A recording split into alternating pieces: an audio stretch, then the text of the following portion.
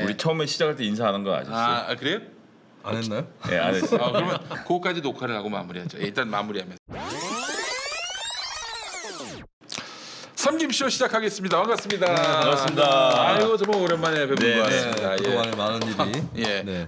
많은 일들이 있었습니다. 김성애 보좌관님 어서 오세요. 예, 손혜원 원실 김성애 보좌관입니다. 반갑습니다. 아이고, 또 김수민 시사평론가 어서 오십시오. 네, 반갑습니다. 아이고 김수민입니다. 고맙습니다. 자 오늘도 이렇게 화기애애한 분위기 속에서 삼김쇼 시작하겠습니다. 자 지난주 그 북미 정상회담이 결렬이 돼가지고 참 많은 분들이 상심하셨고요. 예, 상심하신 게 말이죠. 뭐 진짜 두 사람이 대등한 관계 속에서 뭐 대화가 잘 되는 듯하다가 안 돼가지고 뭐 다음에 또 만나면 되지 않겠는가 하는 그런 기대감이 없어요 기본적으로. 그렇지 않습니까? 기대감이 없다고요? 예. 뭐 다음에 만날 수 있죠. 기대까지는 아니더라도. 아니 만나는 게 예측이야. 중요한 게 아니라 네. 서로 합의도 보고 또 한반도 평화를 위한 뭐 네. 빅딜은 아니더라도 미디엄 딜 정도는 해줘야 뭐 우리 한반도에게 직접적인 이익이 될 수 있을 텐데 이게 말이죠. 저는 내내 왜 뭐가 불편했냐면은 강대국이 약소국을 존나게 무시하는 거 이게 너무 많이 느껴져 가지고 이게 앞으로 뭐 회담이 과연 뭐랄까 성과를 낼 수 있을지 성과를 낸다 하더라도 이 합의가 과연 지켜질 수 있을지 이 힘의 균형이 이렇게 맞지 않는 상황 속에서 벌어지는 이런 회담이란 점에서 염려를 많이 하게 만들었습니다. 어떻게 보셨어요? 네. 저는 그 전에 자꾸 종전선언이니 뭐니 이런 소식이 나오는 거 보고 좀 불길했고요. 그대로 안 다 될 것 지나서 같아서. 그런 얘기는 웬만하면 하지 그러니까 마시고. 제가 예측이 맞았다는 얘기를 하는 게 아니라 그런 식으로 분위기를 띄운 사람들을 저는 용서할 수 없습니다. 김용민이도 혹시 거기 예, 있습니까? 포함됩니다. 포함되는데 아니 노딜도 있을 수 있어요. 뭐 특별한 일은 아니고. 예, 그래서 이제 너무 실망할 필요가 전혀 없다는 것이고 네. 북한이 이번에 무리했습니다.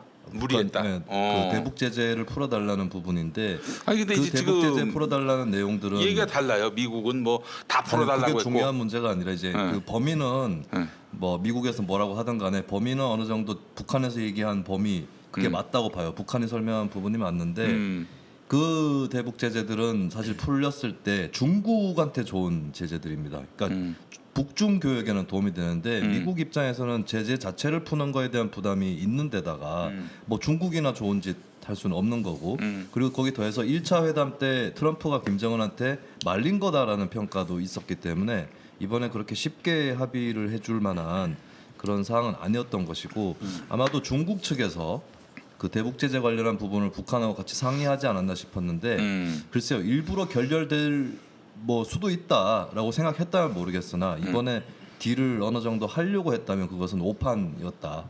예, 조금 북한에서 추를 너무 많이 올렸다 저울에다가 네. 네, 그런 생각을 합니다. 김성애 보좌관님 어떻게 보셨어요? 전 뭐 그 입장에서는 동의하고요. 예. 기본적으로 제재 일부만 해달라는 거지 다 풀어달라는 게 아니었다라고 말하지만 그게 제재 부분에서는 어떤 그 안고 같은 존재였기 때문에 그 정도를 풀고 나면 미국이 다른 거로 레버리지 삼을 게 없는 상황이었다는 점도 좀 같이 고려되어야 한다고 보고요. 그다음에 영변 시설만 가지고 딜을 하기에는 그거 외에도 많이 있었던 것이 있는데 그렇다고 해서 트럼프가 원하는 방식으로 모든 것을 다 하는 것도 사실 어려웠을 것이고 근데 이번에 전 이제 긍정적으로 보는 것은 실무회담이 상당히 진척이 됐고 뭐 추진이 됐고 그러니까 지금까지는 이제 탑다운 방식이었다고 하는 거 아닙니까? 네. 둘이서 통 크게 결정하고 짝짝 진행했는데 그것이 항상 진행될 수는 없는 거니까 그래서 실무적으로 어느 정도 합의가 되어가는 과정이 있었다는 자체가 저는 긍정적으로 보고요. 일단 트럼프 입장에서는 대선 전에 이걸 더 할 것인가 말 것인가 고민은 하겠지만 방향을 그러니까 그것은 양쪽이 마찬가지입니다. 북한도 마찬가지고 미국도 마찬가지고 이 상태까지 와서 방향을 완전히 꺾는 것은 어려워진 상태라서 이런 가운데서 어느 정도 디테일하게 딜을 해갈 수 있는 상태를 유지하고 있다고 생각하고요. 그래서 올해 말 내년 초에는 다시 한번 좀 기회가 올 수도 있겠다. 예. 그리고 이게 이렇게 방향을 잡고 가는 이상은 이 방향으로 진전하는 것 외에는 여기서 갑자기 북한이 핵무기 개발을 다시 할 수도 없고 예. 미국이 이렇게 해놓고 군사 옵션을 다시 쓸 수도 없는 거고요. 지금 군사 옵션 써버리면 북한 같은 류의 국가들은 미국은 여튼 무장 해제하면 무조건 치고 들어온다라는 인식을 줄 것이기 때문에 저는 그것은 어렵지 않겠나. 그러니까 한마디로 얘기해서 여기까지 왔는데 회군 못한다. 미국이나 북한이나 다. 예, 저는 그렇게 봅니다. 그래서 디테일하게 어떻게 풀어가느냐의 문제지만 양쪽이 급하고 더더군다나 북한이 더 급하기 때문에 북한이 더 많은 양보를 하는 수준에서 저는 협상이 이루어질 것으로. 그게 이제 약속의 서름이라면 서름인 건데, 근데 그건 어쩔 수 없습니다. 뭐 저는 그 미국 편을 들고 싶은 것은 아니지만 이런 상태에서 미국이 원하는 형태로 어떤 형태로든 미국이 원하는 대로라든 딜이 이루어지는 것이 안 하는 것보다 훨씬 나은 상태가 될 거라고. 자, 근데 말이죠. 만약에 이렇게 해서 비핵화를 한단 말이죠. 지금까지 비핵화를 해서 불행하지 않았던 나라가 있었는가 하는 그런 또 문제가 있어요. 우크라이나라든지 리비아 그거 말고는 없나? 비핵화한 나라가? 이란도 뭐 하려다가 지금 또 이제 파토가 났고 네. 이거 보면은 말이죠. 비핵화라는 것 자체가 뭐 너무 어려웠던 과제가 아니었는지. 그리고 사실 또 면밀히 이 점도 한번 판단해 볼 필요가 있는데 미국의 그 최대 무기 수출국 중에 하나가 한국 아닙니까? 한반도 냉전 구조가 유지가 돼야 사실은 미국의 군수 산업도 이 생존이 가능한데 그래서 말이죠. 저는 아무리 봐도 이 미국이 뭐 지금이야 뭐 이런저런 정치적 목적, 정략적 목적 때문에 북한과 대화를 하려고 하는지는 모르겠지만은 진짜 한반도 평화를 바라는 건지 의문을 갖지 않을 수가 없어요. 그러니까 그거는 제가 몇 번 말씀드렸습니다만 전 세계에서 한국이라는 나라는 되게 작은 나라예요. 예. 우리끼리만 우리가 크다고 생각하지 미국의 외교 정책을 짜는 데 있어서 한국은 일단 1순위가 아닙니다. 1순위가 아니고 그것은 계속 변함이 없고 그것을 동북아시아에서도 뭐 저 일본하고 한국 치면 한국은 완전히 뭐 그 순위에도 들지 않잖아요. 해방 정국으로 다시 돌아가 보면 그러니까 패전 이후에 일본 땅을 소련이 일부 요청했던 거 아닙니까? 홋카이도 중심으로 해서 우리가 이거는 나눠서 가져야 된다라고 주장했던 것을 미국이 일본을 내줄 수 없었기 때문에 한국을 반으로 갈랐다라는 주장이 최근에 저도 분단의 봤는데, 이유가 분단 뭐 그런 것들이 다 복합적으로 작용했겠지만 어쨌든 미국의 입장에선 일본이 훨씬 중요한 나라죠. 네. 그거를 우리가 인정해야 하고 미국은 그런 점에 있어서는 큰 틀에서 놓고 봤을 때 우리나라가 중요하지 않아서 제가 예전에도 말씀드렸습니다만 그래서 평화적으로 해결하든 군사적으로 해결하든 아무 쪽으로든 해결하거나 아니면 방치하거나 이렇게 옵션이 세 가지가 있는 상태인 거예요. 근데 우리가 잘 설명해서 그 평화적으로 해결하는 게 낫겠다라는 생각을 미국 정치인들 머릿속에 심어주는 일이 생각보다 중요한 거고요. 그래서 이제 미국의 유권자 센터나 또 이 그래스루트 운동하시는 분들이 미국의 정치인들을 만나서 그 부분을 설명을 하고 있는 거고. 근데 그래스루트 운동이 뭐예요? 그 이제 풀뿌리 운동을 하시는 분들이 있습니다. 그거 뭐 어떻게 하는 스포츠입니까? 무브먼트입니다. 무브먼트. 무브먼트예요? 무브먼트. 예. 알겠습니다. 갑자기 훅 들어와서 내가 아니 그 지금 예. 그린 그 운동 그레스를 많잖아요. 유리잔으로 안 알아들으신 게 다행이라고 생각합니다. 유일잔 아니었어요? 아닙니다. 아니에요. 네. 그레스는 풀. 여튼 알겠습니다. 그래서 예. 워싱턴 D.C.의 김동석 소장이라든지 뉴욕의 김동찬 소장 이런 분들이 이제 미국 정치인을 설득하는 일들을 하고 있는데 그래서 최근에 미 연방 하원에서 민주당 의원들 중심으로 해서 한반도 정전 이 결의안도 상정을 했고 이런 종류의 움직임들이 자꾸 일어나면서 미국 사람들 머릿속에 평화적으로 해결하는 것도 방법이겠네라는 것을 심어주는 것. 그래서 군수 자본이 떼돈을 버는 방법도 있지만 북한을 개방해서 민간 자본이 떼돈을 버는 것도 방법이거든요. 미국은 어느 쪽이든 돈이 생기면 되는 거기 때문에 평화적으로 해도 너희들에게 경제적으로 손해가 나지 않는다는 것을 보여주는 작업들이 계속 필요하다고 봅니다. 예. 알겠습니다. 저는 그 미국이 뭐 뒤돌아가지 않을 거라고 자신하는 게 전 트럼프가 재선에 실패한다고 해서 바뀔 거라고 생각하지 않고요. 지금 현재의 미국 사회 자체가 예전의 어떤 대외 전략을 유지한 채로 굴러가기 대단히 어려워진 사회라고 봐요. 내부적인 여건도 그렇고 네. 그리고 그런 여론을 갖고 뜨는 정치인이 트럼프랑 샌더스라고 봅니다. 한쪽은 우쪽이고 한쪽은 좌쪽이란 차이는 있지만 과거와 같은 뭐 클린턴이라든지 부시가 다 공통적으로 추구해왔던 세계 패권 전략으로는 그대로 갈 수 없는 부분이 있는 것이고 그래서 좀 새롭게 정리를 해줘야 되는데 사실 중동보다는 한반도가 훨씬 깔끔하다고 생각을 하고요.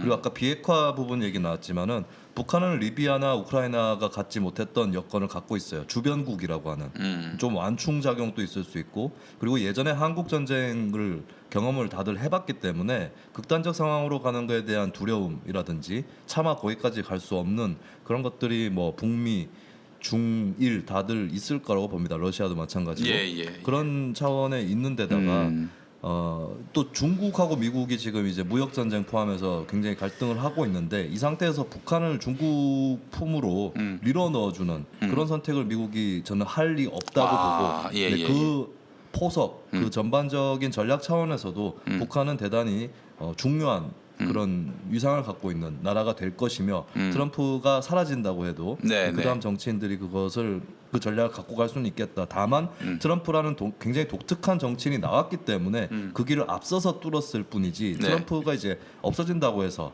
뭐 미국의 대외 전략이 바뀐다거나 이러지는 않을 것이라고 보고 당장의 그 징후는 샌더스 뭐 모든 분야에서 거의 모든 분야에서 트럼프와 각을 세우고 있는 민주당 좌파 쪽의 뭐 수장이라고 할 수 있는 샌더스가 대북 정책 하나만큼에 대해서는 굉장히 호평을 하고 있다. 이것을 이제 실마리로 해서 미국 정치권 전반을 좀 바꿔나가는 그런 기회는 분명히 있을 거라고 봅니다. 김성애 보좌관님, 미국에 오랫동안 사셨는데 버니 샌더스가 다음 대통령이 될 가능성이 있다고 보세요? 별로 없을 것 같은데. 그럼 힐러리가 나옵니까?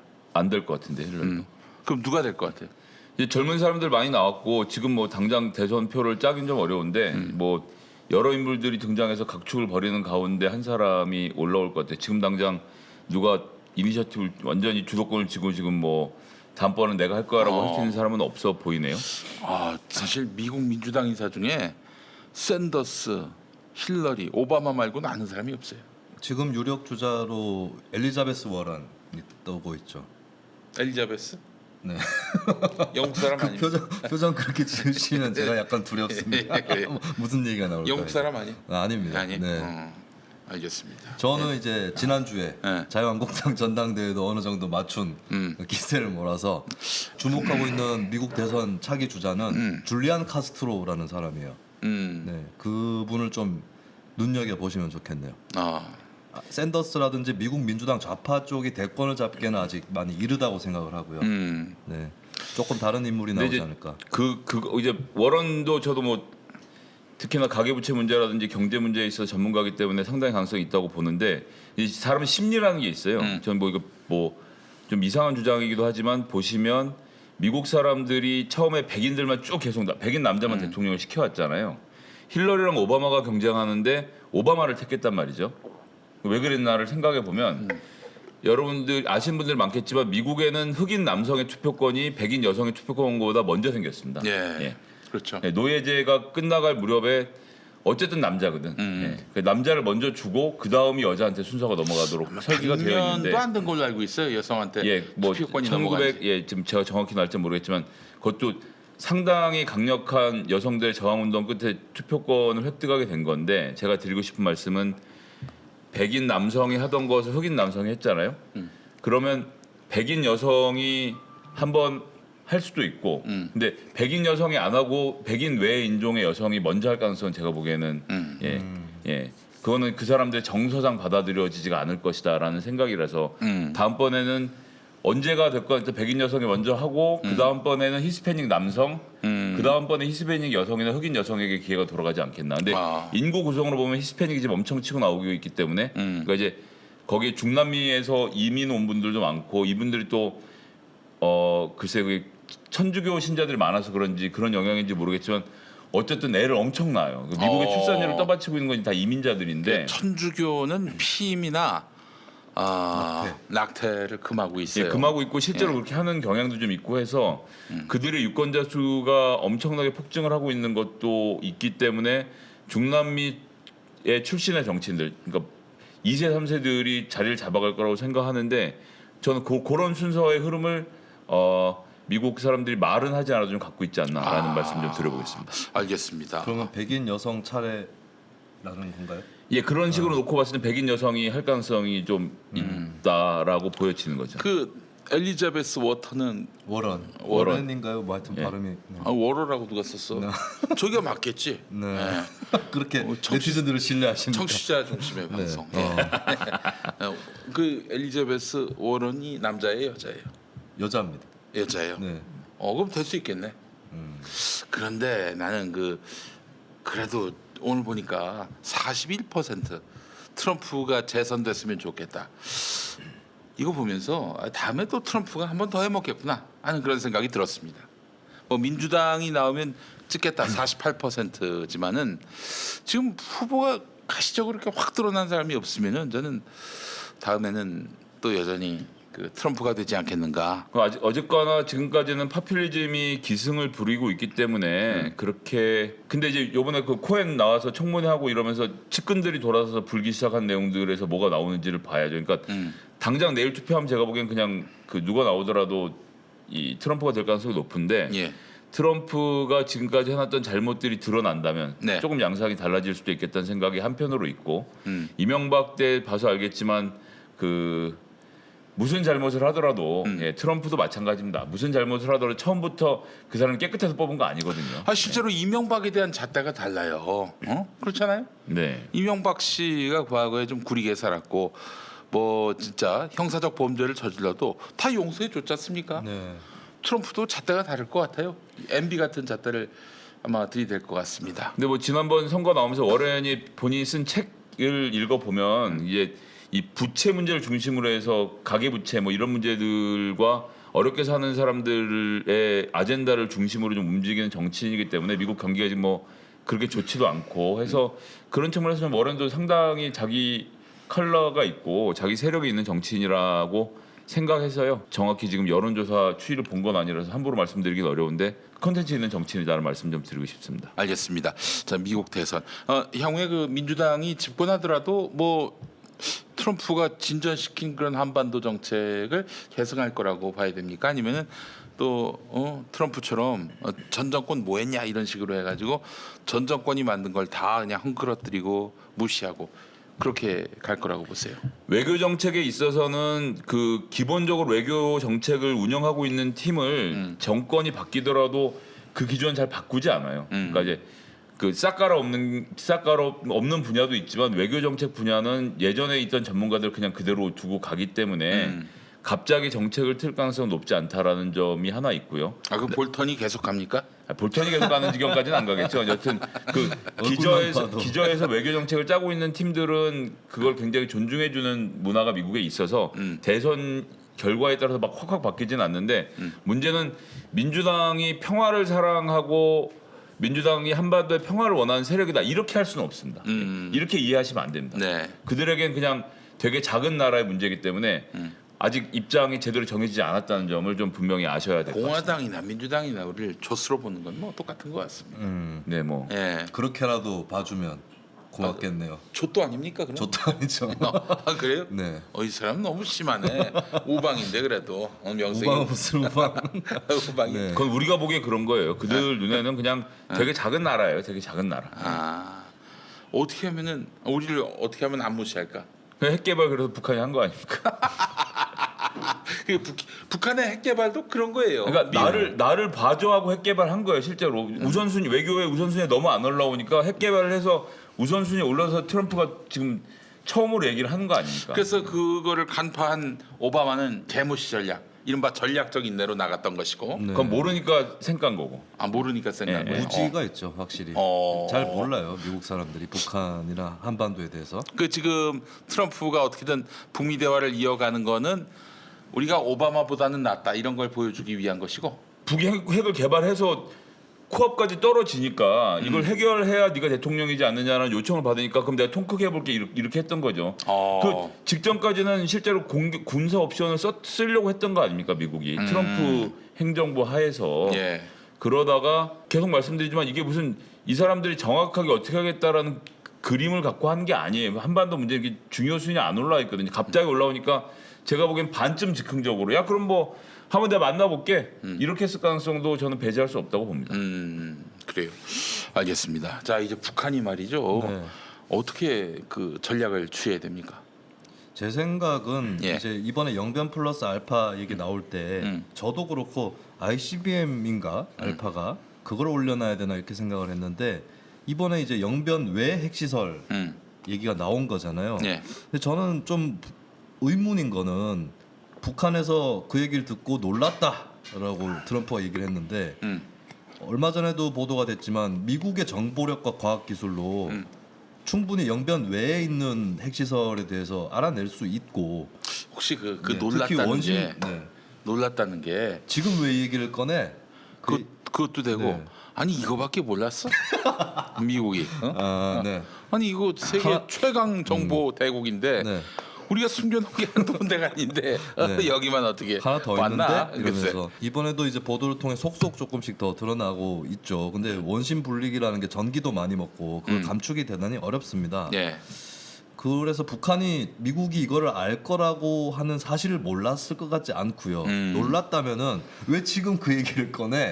예. 이렇게 놀라는 갑자기 회담에서 나오니까 그리고 일선에 뭐 볼턴의 앞에 이제 노란 봉투가 놓여져 있어서 네, 그 노란 봉투 안에 그게 들어 있었던 게 아니냐 이런 얘기도 있지만 네. 북한이 그걸 전혀 몰랐을 거라고 생각하진 않고 근데 어쨌든 이번을 계기로 해서 영변 외 핵시설 이게 저는 전면으로 올라왔다고 봐요. 오히려 ICBM보다도 더 선순위인데 북에서 이거를 어떻게 할 건지 그 답을 좀 제시하면 실마리가 풀리지 않을까. 오히려 영변이 가장 주요 시설이니까 이것부터 처리할 게가 아니라 영변 빼고 나머지 기들에 대해서 우리가 뭐 신고를 하든 뭐 예. 정리를 하든 뭐 이렇게 한다라는 방침을 정하는 게 예, 그래서 영변은 조금 좁혀두고 그 전에 그 영변 외 시설부터 좀 가지치기 하는 것이 좋지 않을까 이런 생각도 해봅니다. 예, 알겠습니다. 영변 외에 또 여러 위험 요소들, 특히 이제 핵 개발 실무에 섰던 사람들, 이 사람들을 집단 미국으로 이주시키는 거죠. 뭐 그런 미국으로요? 네. 아 그러면 미국의 통제 아래 에 있는 거니까 또 미국으로서는 또 나름대로 북한이 다시 핵을 개발할 일은 없을 것이다. 이런 또 안도감을 줄 수 있는 것이고. 근데 실제로 그 1,000명에 달하는 과학자들을 어떻게 할 것인지의 문제가 앞으로 불거질 수밖에 없는 상황이고 사실 뭐 네. 실험실이고 뭐고 하기로 맘먹으면 다시 해서 지우면 그만인 거라서 그렇죠. 예, 예. 해봤는데 뭐. 예, 뭐 그 사람들 머릿속에 들어있는 것을 지울 수는 없기 때문에 그런 문제는 상시적으로 안고 살아가야 되는 것이기 때문에 서로 간의 신뢰를 확보해야 된다고 말을 하고 있는 것이 아닌가라고 생각을 하고요. 네. 예. 그 와중에 우리 바이트 맥긴 오이진님 예, 후원 감사합니다. 아 그래요. 이게 아무래도 아베가 네. 아베가 이렇게 개입을 한 것 같습니다. 아 근데 저는 이번에 북미 정상회담을 아베가 끼어들어서 결렬시켰다는 건 대단히 웃긴 얘기라고 생각합니다. 그래요? 네, 그게 뭐 아베가 끼어든다고 갑자기 결렬이 되고 이거는 어느 분이 페이스북에도 써놓으셨던데 이 트럼프 김정은을 굉장히 칭송하던 사람들이 갑자기 입장을 바꾸기 뭐하니까 괜히 그냥 가만히 있는 아베를 가만히 있지는 않았겠죠. 네. 뭐 개입을 하려고 했겠고 자기 의견도 제시는 당연히 했겠지만 아니라고 생각을 하고요. 오히려 아베를 볼 시간에 중국을 보는 편이 낫다. 네, 저는 이제 그냥 이거 해보는 그냥 재미난 상상인데 예. 갈 때에 김정은이 기차를 중국에서 몇 번 정차를 하지 않았습니까? 예. 그때 중국 사람이 안 탔을까? 타서 좀 얘기도 하고 야 네. 해당 가가지고 요렇게 해봐. 제재 부분 우리도 급하니까 사실 북한을 쬐면서 중국도 갑갑해졌잖아요. 그 부분 좀 더 적극적으로 얘기해봐. 이렇게 해가지고 이제 추동을 했는데 잘 안 됐습니다. 네. 근데 돌아갈 때는 김정은이 그냥 달렸어요. 정차 안 하고. 네. 에라이 중국 새끼들이 네. 진짜 예. 반 다 깨졌네 뭐 이런 생각을 했을 수도 있고 어쨌든 그래서 저는 아베를 볼 바에는 네. 시진핑 중국 쪽을 보는 게 낫겠다. 예, 중국 쪽이 그래도 굉장히 많은 키를 쥐고 있기 때문에 네, 앞으로 좀 눈여겨볼 부분이죠. 지금 중국은 또 미국하고 무역 협상 때문에 미국이 갑이에요 지금. 네, 그래서 중국도 뭐 이 판에 끼어들어 가지고 미국을 엿먹일 그럴 여지는 더 없어 보이는데 여하간 참 없다고 하면 제가 뭐가 됩니까? 없다고 하면은 이제 네, 너를 근데 깔아넘기는 요번에 거야. 무역 협상에서 미국이 많이 좀 성과를 못 챙겼다라는 평가가 좀 많죠. 왜냐면은 국내 정치적으로 지금 이 트럼프가 너무 강공으로 지금 몇 달째 이래 버리니까 지금 중국 제품 없이는 살 수 없는 미국인들이 굉장히 많지 않습니까? 전에 어디 그런 서바이벌 예능이 하나 있었잖아요. 미국에서 중국 제품 없이 얼마나 살 수 있는가? 30분? 30분. 예. 30분이었어요? 아니요 모르겠어요. 그럴 것 같은데요. 한국에서도 그 비슷한 예능이 있었는데 미친데요. 중국제 없이는 살 수가 없다는 거. 반스라도 입을 수 있습니까 우리? 그러네요 보니까. 그러니까 이제 이거 어마어마한 관세를 붙여버렸잖아요. 그 저기 트럼프 이후로. 네. 그러니까 이걸 국민들이 감당을 못하는 거예요 이제. 그래서 지금 트럼프가 실체적인 또 위협을 느끼고 있는 그런 상황이기 때문에 SBS 스페셜에서 예전에 해줬습니까? 예. 중국 제품으로 중국 우리나라에서도 제품 없이 네. 어떻게 사는가? 반스도 못 입으면은 뭐 NPT에 가입을 해야죠. 알아들으셨어 벌써. 어떻게 알았지? 아, 과거에 이제 김영삼 시리즈에 김영삼 대통령이 사실 진짜로 그렇게 무식했을까 싶은데 이제 무식하다는 대중적 이미지가 많았고 네. 그걸 가르쳐서 이제 김영삼은 IAEA를 아에이오우 하고 이렇게 연결해서 외우고 예. 이제 NPT는 노팬티 이렇게 외운다고 그러는 내용이 이제 YS는 못 말려라는 예. 책에 있었어요. 저것도 있었어요. 그 저기 IMF 같은 경우에 국제통화기금인데 한동안 국제통화요금으로 알았다. 뭐 그런 얘기도 있고 그랬어요. YS가. 이산화가스 뭐 이제 생각나는 게 많네요. 예. 그래요. 사법농단 관련 판사 중 추가 기소 10명의 성창호도 들어갔다. 그래요. 그렇군요. 알겠습니다. 지금 또 속보를 올려주셨는데, 자, 그래요. 북미 대화 앞으로 뭐 지켜봐야 되겠습니다만은 문재인 대통령이 역할을 해야 된다 이런 얘기 많이 나옵니다. 무슨 역할을 할 수 있을까요? 전 뭐 경제 제재가 해결되지 않는 상황에서 크게 할 수 있는 일이 사실 없다라고 생각합니다. 네. 북미 간의 중간에서 양쪽의 신뢰도를 높여주는 일에서는 큰 역할을 할 수 있겠지만 그것이 실질적으로 드러나는 저희가 압박할 수 있는 수단을 갖고 있거나 뭐 지렛대를 삼을 만한 게 있는 상황은 저는 아니라고 보여지네요. 할 일이 많이 없다. 근데 할 뭐 수 있는 게 예. 지금 우리가 계획했던 개성공단, 금강산 관광 이 정도는 어떻게 좀 그 도출해낼 수 있지 않을까요? 그러니까 그거는 제재가 해결된 다음에 일인 거니까요. 그 제재가 있는 현실에서는 개성공단도 마찬가지고 이 금강산도 마찬가지고 쉽지 않죠. 그러니까 이제 한마디로 얘기해서 이게 돈이 들어갈까봐 걱정이 되는 거 아닙니까? 그걸로 해서 핵 개발에 전용할까봐 염려가 되는 거고. 제가 어제 그 관훈 라이트 클럽에서 아주 묘안을 제시했습니다. 네. 온누리 상품권을 주는 거죠. 그럼 간첩만 쓸 수 있는 건가요? 온누리 상품권. 북한에 온누리 상품권 준다고요? 그렇죠. 예. 어디 와서 써야 되나요? 성남에 와서 써야 되나? 예. 네. 뭐 하여간 제가 파주가 가까우니까 네. 파주에서 쓸 수 있는 온누리 상품권. 네. 그게 아니면은 뭐 예를 들면은 뭐 지불을 뭐 나중에 뭐 한다든지 뭐 그런 방식으로 안 될까? 온누리 상품권 주면은 한국 사이트에 들어와 가지고 카드 상품권 깡을 해서 환전을 갈 수 있어요. 좀 금액은 깎이겠지만. 예. 알겠습니다. 저는 좀 우리 정부가 사실 할 수 있는 거는 뭐 대화겠죠 일단. 대화하고 이제 뭐 기분도 좀 풀어주고 조금 더 요구도 하고 하는 건데 이왕 이렇게 된 거 빅딜 쪽으로 분위기를 좀 몰아갔으면 하는. 이참에 네네. 미국이 요구하는 걸 딱 그러니까 펼쳐놓고 뭐 스몰 딜이 옳든 빅딜이 옳든 그걸 떠나서 일단 빅딜로 가는 이왕 이렇게 된 거 지금 북한에서 올려놓은 것도 이제 부족하다 이 말 아니냐 미국 입장에서 그리고 네. 북한도 마찬가지인 거고 그러면 서로 간에 추를 더 올려버리자 음. 해서 그런 쪽으로 좀 분위기를 더 몰고 가면 유의미한 스몰 딜이라도 나오는데 조금 도움이 되지 않을까. 어쨌든 뭐 한국 정부는 중재자로서 당연히 역할 맞는 건데 예, 양쪽에다가 조금 더 통 큰 그런 조건들을 제시하는 그런 역할을 좀 맡는 건 어떨까 싶어요. 근데 사실 우리가 그 중재력을 높이기 위해서는 북미를 상대로 우리의 협상력을 높일 필요가 있어요. 이게 뭐냐면은 북이 남을 또 미국이 남을 볼 때 존중할 것 같지만은 어찌 보면은 북이 남을 또 미가 남을 무시하고 있는 것이 아닌가 하는 생각도 은근히 들어요. 저는 무시하는 그렇지는 않은 것 같아요. 지금 특히나 이 트럼프, 김정은, 문재인 요렇게 세 사람을 놓고 봤을 때는 문재인 대통령을 상당히 존중하고 있는 상황으로 보여지고요. 아니 근데 이제 그래요. 뭐 인간적으로 무시하거나 대한민국을 뭐 그냥 평가절하하거나 그러지는 않겠지만은 나는 이 북미가 대화함에 있어서 야 이게 우리가 함부로 이걸 뭐 판을 깨면은 성과 없이 끝나면은 이거 뭐 진짜 한국한테 면목이 없다. 이런 뭐 최소한의 압박감. 그런 생각 안 할 것 같은데요. 그러니까 이제 그런 걸 안 하잖아요. 그걸 왜 해요? 그건 뭐 그렇다 치고 형님 끝까지 들어봐요. 내 말에도 나름 네. 논리가 있을 수 네, 있어. 평소에 제 말이나 좀 끝까지 들어봐요. 예.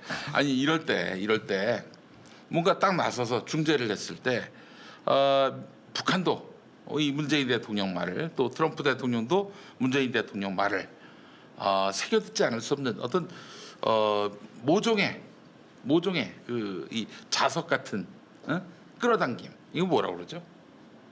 인력 같은 것들을 우리가 좀 가질 필요가 있지 않겠는가? 저는 그게 이제 협상력이라고 보는 건데, 중재력이라고 보는 건데, 아니 뭐 자기들이 다 결정하고 끝내요. 그럼 뒷수습을 남한이 해야 됩니까?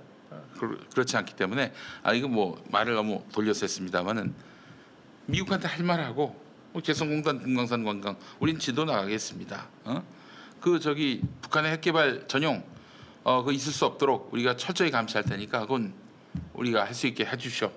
이렇게 미국에다 얘기하고 북에다가도 아니 저기 우리가 온누리 상품권을 줄 테니까 그렇게 알고 계시오. 네.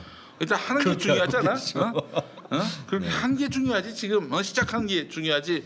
지금 뭐 이렇게 따지고 그럴 거 없다. 지금 그런 거 당신들이 얘기할 처지가 아니다.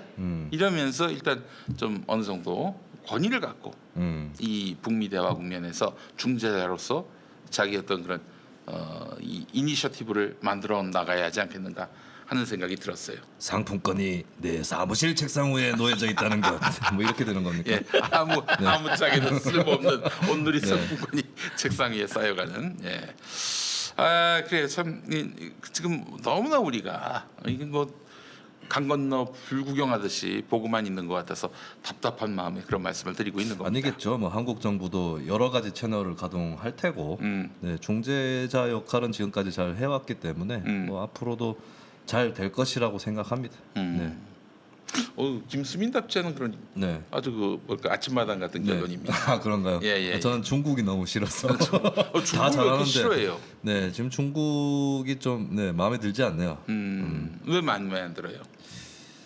일단 북한에 좀 발목을 잡고 있는 존재이긴 하죠. 그래요? 네, 그저 아까도 말씀드렸지만 그 이유가 이번 노딜의 큰 원인이 됐다는 생각을 중국이? 해서. 네. 근데 이제 중국도 결단을 해야 될 겁니다. 뭐 이렇게 뭉텅이 대 싸움으로 북한을 자기한테 붙여놓기보다는 어느 정도의 완충 또 점이지대로서 놔두고 다시 한번 판을 짜는 게. 북한을 놓아주지 않고 있다 중국이. 네네. 그리고 이제 북한 입장에서도 많이 아직까지는 기대고 있는 그렇게 사실 몇 년 동안 북중 관계가 좋지만은 않았었지만 막상 이제 세계로 아장걸음을 걸어서 나가는 입장이거든요. 그래서 이제 중국 형님이 어느 정도 의존이 되긴 하지만 의지가 되지만 그래도 어느 정도는 좀 떨어져야 이제 세계로 나올 수 있는 거고 이번에 베트남에서 회담을 가진 게 그 의미였어요.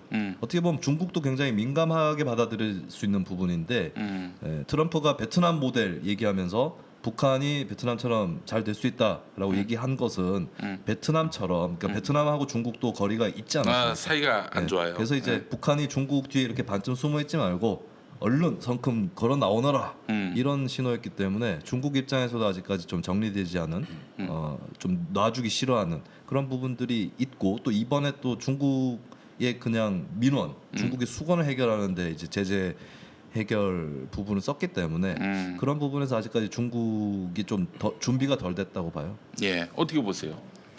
저도 뭐 그 점에는 동의합니다. 그래요. 전 사실 좀 생소한 얘기여서 중국을 지금 북한이 놓아주지 않고 있고 이런 거에 대해서 미국이 불만을 갖고 있다. 그럼 이번에 열차 타고 이렇게 중국을 관통해 가지고 베트남 온 것도 미국으로서 그렇게 유쾌하지 않았을 수 있겠네요. 그거는 이제 되게 보기에 따라 다른 풍경인 것 같아요. 중국을 막 해치고 우리한테 왔다 이렇게 보면은 또 유쾌할 수도 있겠죠. 중국을 뚫고 미국 만나러 왔다. 그렇죠. 미국하고 사이가 좋아진 베트남으로 왔다. 혹시 그 북미 정상회담 결렬의 그 이유 중에 하나가 김정은도 그렇고 트럼프도 그렇고 좀 살이 있지 않습니까? 그 덥고 후텁지근한 그 나라에서 협상을 하다 보니까 될 일도 안 되는 건 아닌가 그런 생각. 에어컨이 나오는 걸로 알고 있습니다. 아 그래요? 예. 그럼 싱가포르에서도 실패했었어야죠. 그 그때도 결과적으로 여름인데, 1차 회담은 뭐 그냥 만남에만 의미가 있었던 거 아닙니까? 예, 그렇기 때문에 다음에는 저기 저 1차 때도 더워가지고 그렇죠. 추상적인 선언이 나왔다고요. 그래서 둘이 정신이 없어서 그냥 도장 친 것일 수도 있어요. 저기 어디 알래스카 이런 데서 한번 좀 만나면 어떨까? 네. 어때요? 어느 정도의 춤을 춰야 될지 잘 모르겠는데 이제 어려워지네요 여기가. 예, 예. 예. 저는 다음 정상회담 이거 뭐 기억 못 하시겠죠? 마치면 그때 이제 이거 자료화면 캡처해서 공개하면 되니까. 예, 예. 다음 북미 정상회담은 울란바토르에서 있을 것 같습니다. 몽골. 그렇습니다. 알겠습니다. 우리 저 김성현 부장님도 예측하시죠. 별 생각 없습니다. 어려운데. 때려맞습니다. 예, 다음번 정상회담은 저는 워싱턴 보겠습니다. 워싱턴 DC. 미국 간다. 예. 김정은 위원장이. 김정은 위원장이 제가 지난번에도 말씀드렸지만 앞으로 30년 동안 북한에서 지도자로 남으려면 세계적으로 세련된 지도자라는 점을 보여줘야 하거든요. 그렇기 때문에 미국은 DC는 반드시 한번 갈 것이다 생각을 합니다. 거기 간다면 무엇보다도 이제 정상 국가의 이미지를 확실하게 심어줄 수 그렇죠. 있다. 예, 예. 알겠습니다. 자, 다음 회담. 두 분 다 다음 회담은 열릴 것이고 언제가 되든 간에 하여간 북미 간의 타협은 이루어질 것이다. 이렇게 보시면 전 연내 할 거라고 생각해요. 연내. 연내로. 저도 10월쯤에 할 거라고 10월쯤에. 봅니다. 아 이렇게 구체적으로 들어오시니까 저는 그냥 연내만 하겠습니다. 저는 9월 27일로 하겠습니다. 9월 27일이요. 네, 9월 27일. 김용민 씨는 조심해야 되는 게 음력 얘기를 하기 때문에 날짜를 막 달력을 여러 가지 갖고 2020년 9월 27일 뭐 이런 거 아니야? 그러니까요. 제가 김용민 씨랑 무슨 몇 % 이런 걸로 내기를 하고 싶은데 날짜 가지고는 내기를 별로 하고 싶지 않습니다. 알겠습니다. 예. 9월 27일. 아, 그래요. 추석이 언제더라? 중국이 이 변수가 될 수 있다. 이 부분은 굉장히 우리가 밑줄 긋고 한번 봐야 될 웬일로 부분이다. 밑줄을 예, 그어주십니까? 그래요. 알겠습니다. 아니, 처음 듣는 얘기였어요. 아. 예. 자, 그래요. 그 북미 정상회담 얘기는 여기까지 하고 황교안 대표. 와, 어제 저기 녹화한 날 기준으로 어제 이정미 정의당 대표 그 예방한 자리에서 드루킹 얘기한 거. 난 이걸로 이미 황교안의 견적은 다 나왔다. 이렇게 생각을 합니다. 저는 그건 도발도 아니었을 거예요. 그냥 정말 모르고 했을 거예요. 아, 모르고. 네, 그러니까 별 생각이 없고 민주당은 공격해야 되겠고 우리 거기선 같은 거 아니야? 김경수 드루킹 정확히 김경수 얘기를 한 거거든요. 그러니까 이제 그냥 아무 생각이 없는 거죠. 그것이 노회찬 대표가 연결돼서 그러한 아픔을 줄 것이라는 생각까지를 할 수 없는 집단. 저도 그걸 보면서 황교안이 평소에 진보 정당이라는 데에 관심이 없는 사람이다. 특히 통합진보당 때는 뭐 종북 뭐 이런 프레임을 가지고 혐오했어요. 그때는 거의. 통합진보당은 해산을 이제 하는데 본인이 주도를 했는데 남아 있는 또 통진당하고는 다른 정의당에 대해서 더더욱이나 뭐 저들이 왜 또 민주당하고 뭐가 다른지 이런 생각도 없는 저들 앞에서 가면 무슨 얘기를 해야 될지 그런 거에 대한 감이 없는 사람이고 그 점에서는 박근혜하고 거의 같지 않나. 박근혜도 뭐 한나라당 대표 때 민주노동당을 상대로 묻던 뭐가 있었던 것 같지가 않아요. 뭐 없는 사람처럼 이렇게 취급을 했고 이제 원내 정당이니까 이번에 예방을 가긴 가야 되는데 무슨 얘기를 해야 될지 모르겠고 설전이 붙어버리니까 이거 어떻게 생각해라고 갑자기 끌어오는 김성애 보좌관님 말대로 별로 이제 준비된 말도 아니었던 것 같고 그런 걸 봤을 때 확실히 홍준표가 황교안보다는 낫구나. 정상적인 정치인입니다. 왜냐하면 지난 대선 때 보면 홍준표가 TV 토론하다가 자기 공약의 유류세 인하랑 담배세 인하 요거 있다면서 심상정한테 물어요. 질문을 심상정 후보한테 이거 서민 정책 아니냐. 그러니까 그 말인즉슨 야 니네 진보 정당이 이런 거 인정해야 되는 거 아니냐고 관심 있는 거 아니냐. 그러니까 예. 아는 거예요 어느 정도.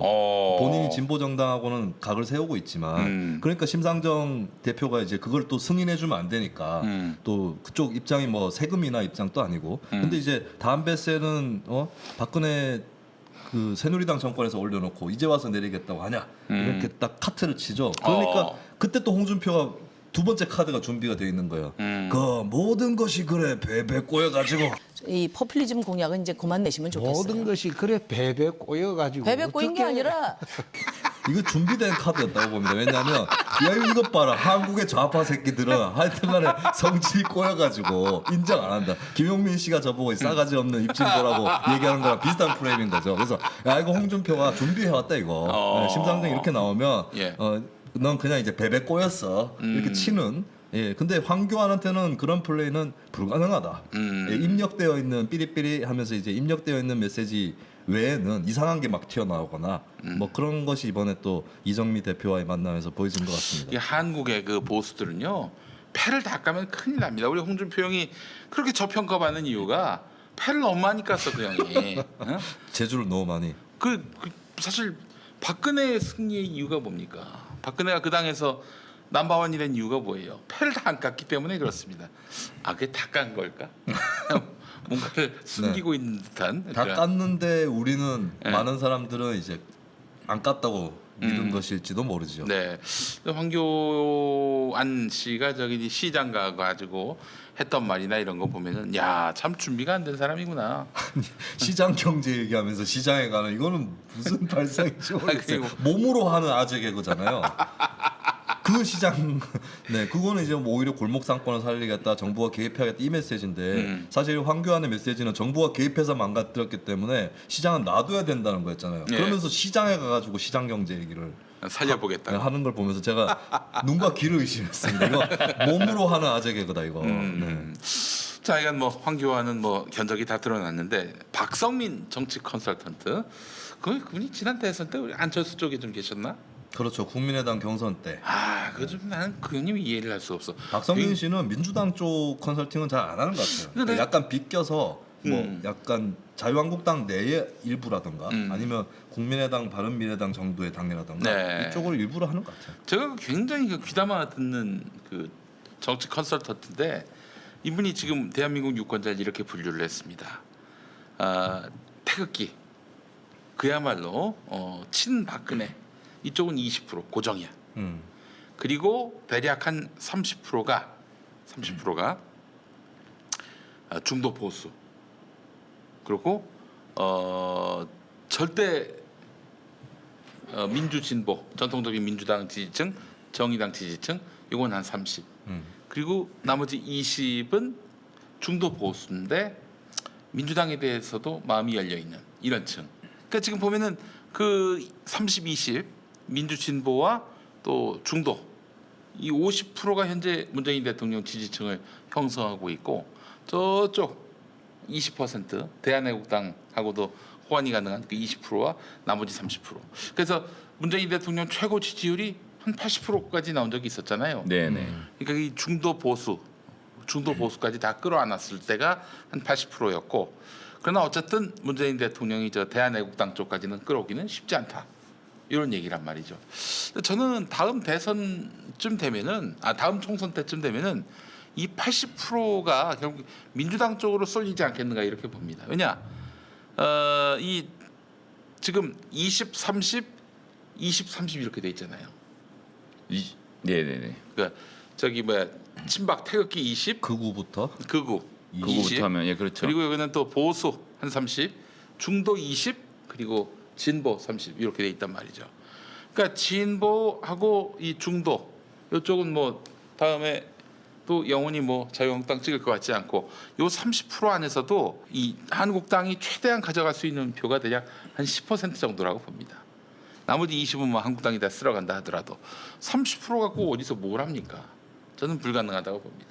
근데 민주당이 역대로 단 한 번도 그 30 플러스 20을 다 먹어본 적이 없어요. 그렇지. 예. 항상 문재인 대통령 역시 최대치가 40%인 40% 거 아닙니까? 정도. 예, 예. 그것이 엄연한 현실이고 그래서 저희는 그 조금 전에 말씀하신 20, 30, 20, 30 할 때 30하고 20, 그 중도 보수와 중도 뭐 진보 요 그룹을 가져가는 다른 사람이 있으면 예를 들면 우리 안철수 같은 은인이 있으면 선거 대선 자체는 훨씬 쉽긴 하죠. 예.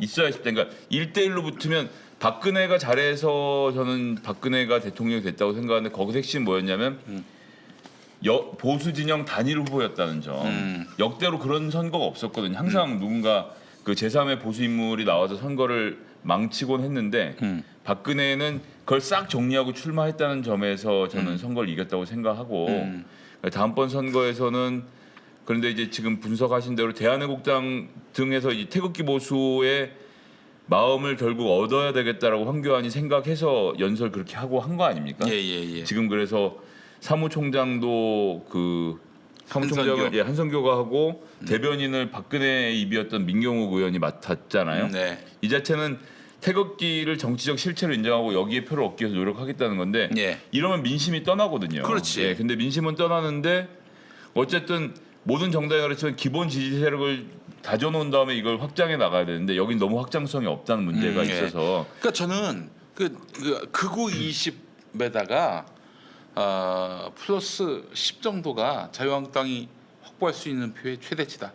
이렇게 생각을 합니다. 다음 선거는 그럴 가능성이 있죠. 네, 그 다음 선거를 갖고 얘기를 하는 건데 그렇게 되면 어쨌거나 합쳐질 수 없는 바른미래당을 중심으로 해서 중도 보수 진영이 별도의 독자적 후보를 낼 가능성이 아주 높다는 것이고 그렇게 해서 그렇게 되면 민주당은 지난번과 비슷하게 40% 수준에서 득표를 하고 대선을 이기는 상황으로 가지 않겠나라는 예측을 좀 조심스럽게 해보겠습니다. 아 그래요. 뭐 아까 어떤 분은 한 200석 넘게 예측하시던데 그건 뭐 상상도 못할 일이군요.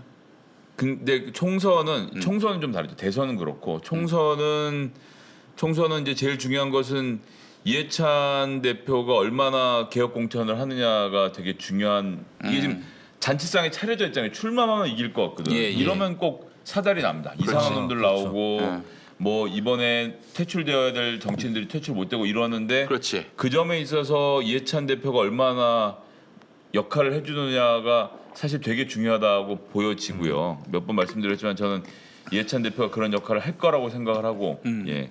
그렇게만 된다면야 한번 해볼 만한 싸움이라서 200석은 사실 뭐 민주당의 관여다 한 사람이 200석을 제가 주장하는 것은 되게 이 건방진 주장이고 그럼 김수민이 주장해 주시기 바랍니다.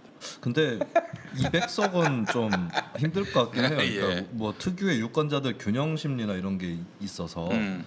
근데 잘 예측이 안 되는 왜냐하면 자유한국당이 워낙에 뻗어나올 기미가 안 보이고 그렇지. 결정적으로 잘 예측이 안 되는 부분이 저는 수도권에서 네. 다음에 자유한국당 어떨 거라고 보세요?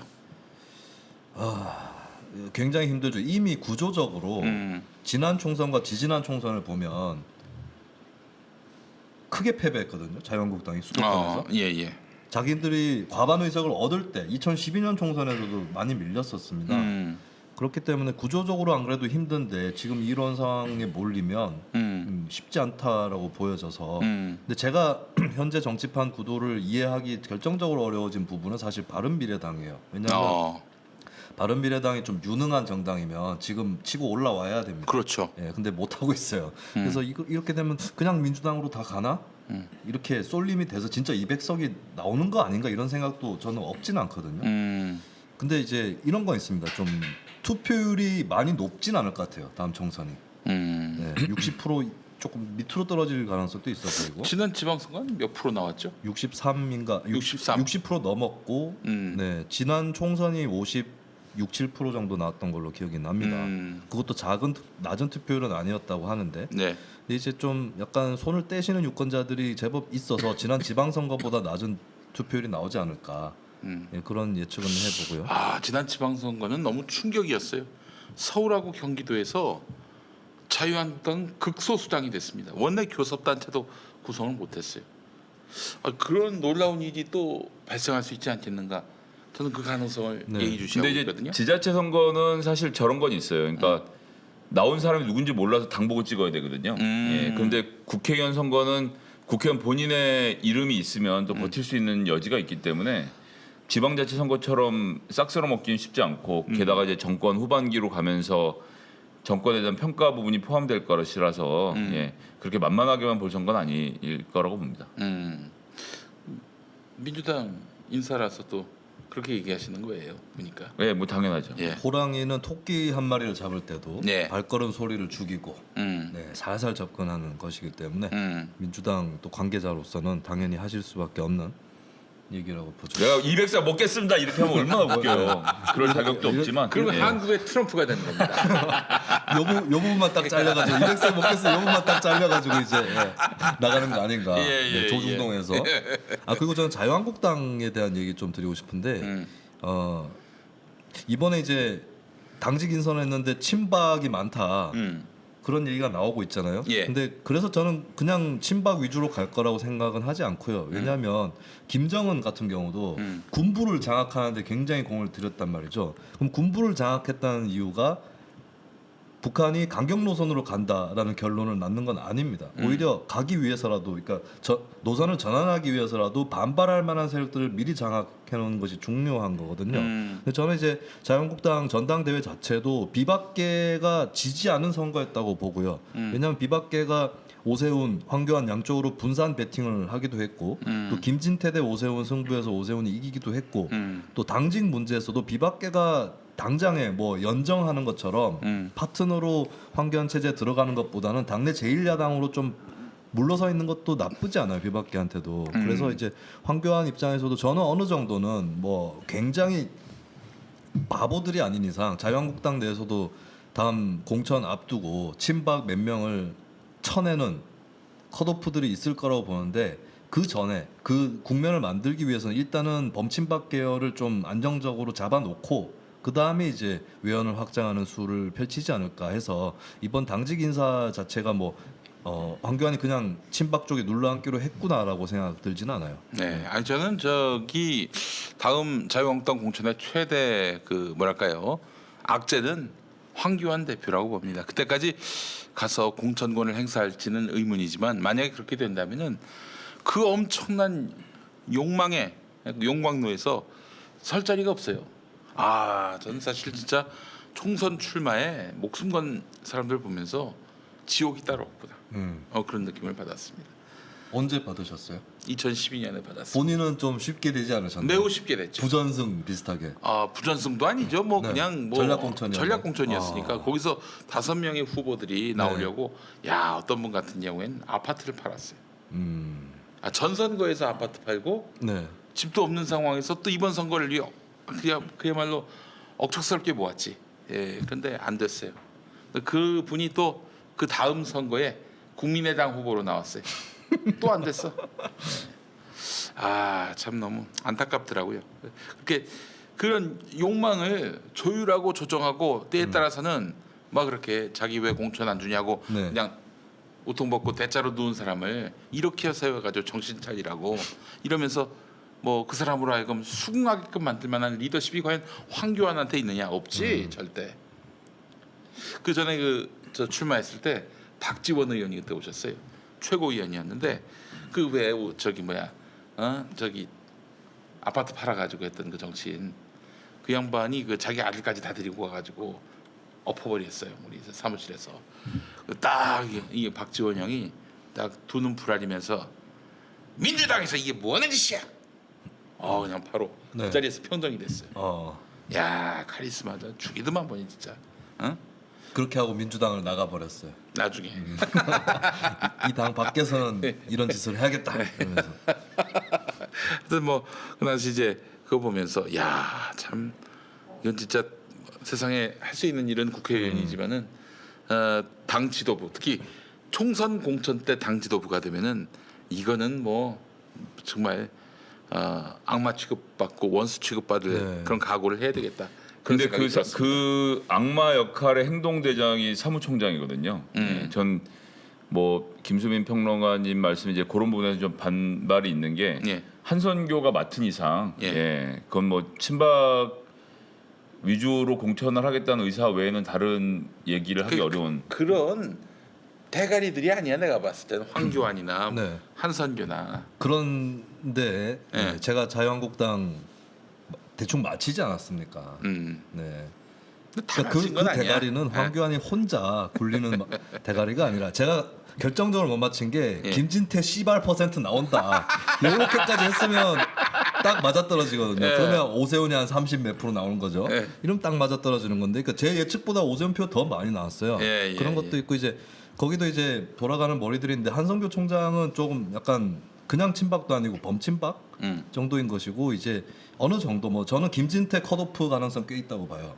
뭐 그런 정도의 공천을 하지 않을까 싶은데. 컷오프. 네, 김진태를 날리거나 뭐 홍문종이라든가 이런 사람들은 위험하다고 보는데, 근데 저는 한 가지 재밌는 건 이제 그 와중에 이제 그거는 뭐 황교안의 리더십으로 작동된다기보다는 자유한국당 내에 나름의 살고자 하는 집단 지성으로 작동이 되겠는데 그 와중에 하는 황교안의 엉뚱한 플레이가 분명히 나올 거다.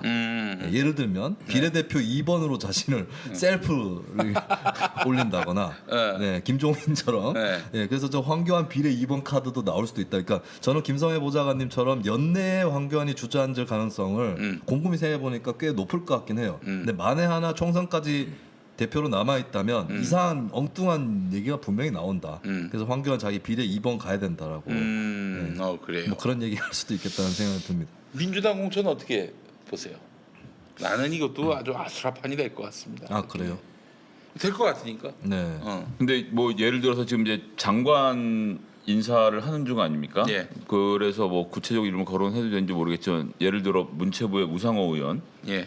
그 다음에 중기부나 행안부의 박영선 의원, 그 법무부 장관 간다더니 아니에요? 법무부 장관 얘기도 법무부 장관은 제가 보기엔 자천인 것 같고. 그래요. 그러니까 우리 박영선 누님의 장점이 뭐냐면은 뭐 박영선 차출설 이거 보면은 그 출처가 되게 우리 박영선 자신 의원 있어. 쪽이에요. 예, 그래요. 그 자가 발전이 좀 많으셔. 예. 원혜영 의원도 뭐 이런저런 쓰임새가 얘기하는 게 이게 다 뭐냐면 중진 의원들에게 퇴로를 열어주는 거예요.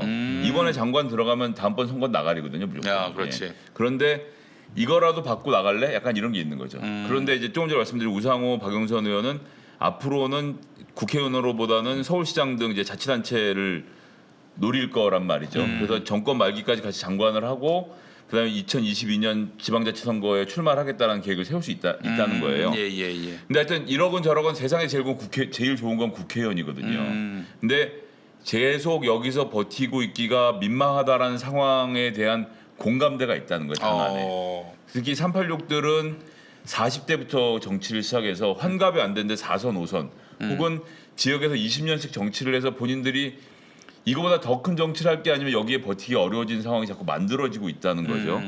그렇기 때문에 86 그룹의 정치인들이 지금 본인의 환갑, 그러니까 노년기까지도 아니죠. 요즘 중년이라고 하죠. 환갑 이후의 정치를 어떻게 할 것인지에 대한 그런 새로운 그림을 보여줘야 하는 시기고 그래서 저는 이번 선거에서 그런 식으로 자천사천으로 물러나는 사람들이 꽤 있을 거다. 그리고 그 자리를 어떻게 채워 넣느냐가 관건일 것이라 보고 뭐 몇 번 말씀드렸습니다만 이해찬 대표가 자기 지역구에서 16명 중 8명을 40대 이하로 공천을 해서 혹은 경선을 붙여서 물갈이를 하고 있는 현장을 돌아봤을 때 그리고 그 이해찬 대표가 주장하는 20년 집권론의 기본은 20년 동안 정치를 할 수 있는 신진 세력을 발굴하는 일이고 그렇지. 본인이 세종시처럼. 또 이번에 어쨌거나 남들 다소는 손잡고 뛰어내리겠다고 하는 중이라 그런 점에 기대를 하는 거죠. 그리고 그것이 또 국민의 여론으로 작동을 할 것이고 예, 전 뭐 그런 점에서는 좀 긍정적으로 봅니다. 그 세종시의 그 시의원들을 그렇게 신진들을 많이 갖다 출마하게 해서 당선시켜 가지고 28살인데 재선 의원도 있어요. 심지어. 그래요? 28인데? 예. 그러고 8명은 현장에서 권리당원들 상대로 경선을 붙였고 경선에서 이긴 사람이 이긴 거예요, 그냥. 그런 상태로 오히려 86 정치인들이 세대 교체 얘기하자면 사실 그 지역구에 가보면 별로 그런 거 없거든요. 그런 것에 비해서 이해찬 대표가 뭐 이해찬 대표에 대해서 좋지 않게 생각하시는 분들 많은 것은 이제 알고 있지만 여하튼 그 본인의 정치적인 그런 역량과 그 비전이 있다는 점은 부인하기 어려울 거라 생각합니다. 예. 그게 정치인이 아예 나이가 많은 사람들이 오히려 이제 신진 세력 등용에 더 적극적이죠. 지금 86세대도 김대중 총재 때 그렇지. 대거 발탁을 했던 것이고 오히려 한 40, 50대 정치인들이 더 놓기 싫어하는 건데 어쨌든 이해찬 대표 스스로 연령이나 세대에 걸맞는 그런 선택을 하지 않을까 저도 뭐 그런 생각을 합니다. 박영선, 우상호 두 분은 서울시장 나가려고 합니까? 저는 그렇게 보여지는데요. 예. 뭐 그럴 자격이 박영선 의원 이미 출마를 했던 전례도 있고 우상호 그렇지. 의원도 지금 지역 정치 20년 했잖아요. 3선이죠? 3선이 4선인가? 하여튼 근데 진검다리로 했고 20년 넘게 서대문에서 했기 때문에 이제 원내대표까지 했으면 더 큰 정치를 더 큰 정치를 해야죠. 예. 알겠습니다. 다음 총선 때 민주당이 예를 들어서 지역에 정말 방귀 좀 끼는 중진 의원이에요. 그동안은 이 양반이 반대하면 출마 또는 공천이 불가능했던 그런 때가 있었단 말이죠. 이제 그분들의 전횡이나 이런 영향력 이런 것들은 많이 사라집니까? 지금 우리가 지금 유튜브 지금 하고 있잖아요. 네. 그리고 커뮤니티 게시판도 있고 트위터, 페이스북 등 막 이런 게 있단 말이에요. 옛날엔 정치인이 그 동네에서 아는 사람들 딱 이렇게 해서 뭐 당선되는 시절이 있었는데 그 대표적인 것이 지난 총선 때 돌아보시면요. 김용민 PD도 그렇고 뉴스공장도 그렇고 그때는 다스베이더 전에 뭐였죠? 저 뉴욕 타임스, 파파이스. 파파이스. 파파이스 그다음에 이 작가의 EJ 이런 프로그램에 국회의원들이 나가려고 엄청 노력을 했어요. 예, 예, 그리고 거기를 나갈 때마다 인지도가 막 5% 10%씩 막 치솟아 올랐단 진짜? 말이에요. 예. 오. 그 뭐 아까 제가 방송 시작 전에 말씀드렸습니다만 제가 어제 저녁에 타다를 타고 어디를 가는데 타다는 기사님이 저에게 말을 못 걸도록 되어 있거든요. 운영 프로그램 자체가 네. 내리는데 네. 다른 사람들 내리고 저만 있을 때 네. 김성애 부장님 응원합니다 이런 말씀을 하시더라고요. 그러니까 저 같은 미물도 김용민 삼김쇼에 나오는 것을 보는 사람도 있다는 거죠. 그래서 저는 이제 중년 정치인 얘기를 돌아오면 다선 의원이라고 하더라도 신진 정치인이 유튜브, 커뮤니티, 페이스북 이런 것들의 기본적인 후원 세력을 가지고 가서 붙으면 저는 가능성이 있다고 봐요. 그런 식으로 새로운 정치인들이 많이 발굴되는 상황으로 가게 될 거라 생각합니다. 네. 김수민도 좀 고마워하는 눈치라도 있어야 되는데 네. 뭐 삼김쇼 나오는데 뭐 고마워하기는커녕 뭐 그냥 싸가지가 계속 네. 없으니까 뭐 지난번에 저는- 자유한국당 뭐 2등 오세훈 맞췄다고 뭐 이거 뭐 내가 이등 오세훈 집권을 아니라- 했어 집권을. 예. 이걸 하나를 얘기해도 또 축소해서 얘기하는 1등 황교안 50.3 제가 때려가지고 0.25 차이 났습니까? 네, 다들 뭐 50.05니까 그러니까 0.25% 엄청난 거죠. 진짜. 장난으로 했잖아. 뭘 장난으로 해요. 김진태 18까지 마저 불렀어야 됐는데. 아, 진짜. 거기서 18이 나올 줄이야. 김진태가 친박의 적통이라는 것이 확인됐어요. 18%가 나오면서 제가 진짜 보자마자 처음에 언론 보도에는 퍼센테이지 안 나와가지고 제가 계산했거든요. 18점 얼마 나온 거 보고 빵 터졌습니다. 바로 네. 고깃집에서 고기 먹으려고 기다리고 있었던. 아이, 근데 제가 이제 김용민 씨한테 고마워하지 않는 이유는 도매급으로 같이 욕을 먹고 있어요. 도매급으로 같이 욕을 먹고 있습니다. 예, 김용민 씨가 김용민 씨를 아주 좋아하는 팬들은 그 중에 상당수 적지 않은 분들은 저를 욕하고 있고 김용민 씨를 싫어하는 사람들은 싫어하는 사람들 또 저를 욕하고 있어요. 자, 알겠습니다. 제가 발 디딜 틈이 없습니다. 우리 김수민 제가 평론가. 미세먼지 핑계로 마스크를 쓰고 예. 신변을 가려야 되는 상황입니다. 김수민 평론가 오늘 제가 아우를 하나 붙이겠습니다. 네. 망덕 김수민 선생. 배은이었다가 그렇죠. 망덕 덕을 잊어버렸다. 망덕 네. 김수민 선생. 알겠습니다. 오늘 뭐 이 두 개 얘기만 해도 뭐 충분히 얘기한 것 같아요. 예. 한유총 얘기까지 할 필요는 없잖아. 예. 한유총. 예. 한유총은 전 한마디만 딱 드리고 싶은데 예.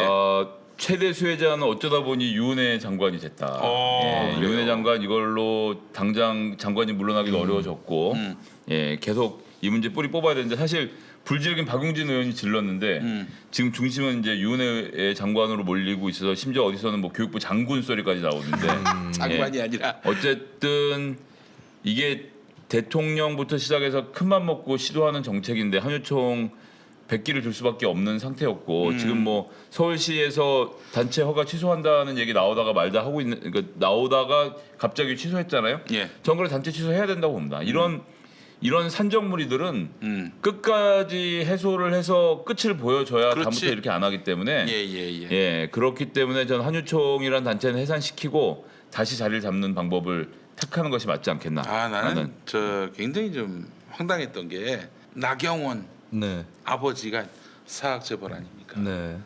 그 유치원도 있어요. 홍신 유치원인가? 뭐 하여간 그런데 어머니 나경원 어머니가 한 20년 동안 유치원장 했고 지금은 나경원 동생이 운영하고 있습니다.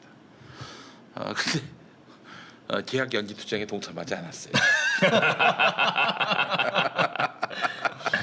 그러면 말도 한 거 아닙니까? 예, 이런 것도 동참을 해줘야지. 근데 칼 같습니다.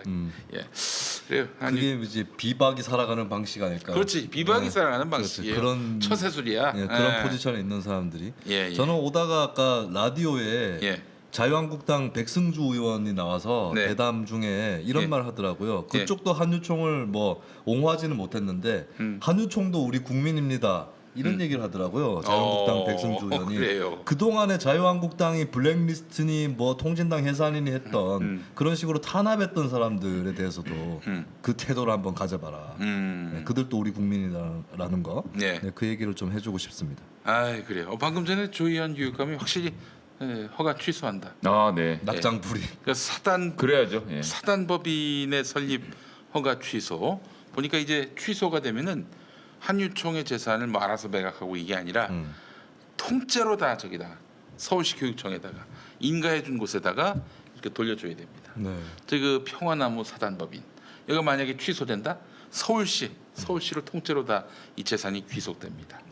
예. 이 김용민 씨가 좋아하는 국유화. 국유화, 네. 시유화. 시유화. 네. 시유화가 되겠습니다. 예. 이건 뭐 한유총은 뭐 괴념치 않겠다 그러는데 괴념치 않을 수가 있나? 뭐저 어디서 많이 들어본. 괴념치 않겠다고 얘기했는데 그게 그렇게 되면 앞으로 대정부 교섭력이 없어지게 되는 건데도 그게 좋은 일인지 모르겠습니다. 예. 그래요. 오늘도 삼김씨 이렇게 해서 마무리하겠습니다. 오늘도 함께해 주신 우리 김수민 평론가, 김성애 부장님 수고하셨습니다. 예, 감사합니다. 예. 자, 삼김쇼 다음 주에 뵙겠습니다. 고맙습니다. 고맙습니다.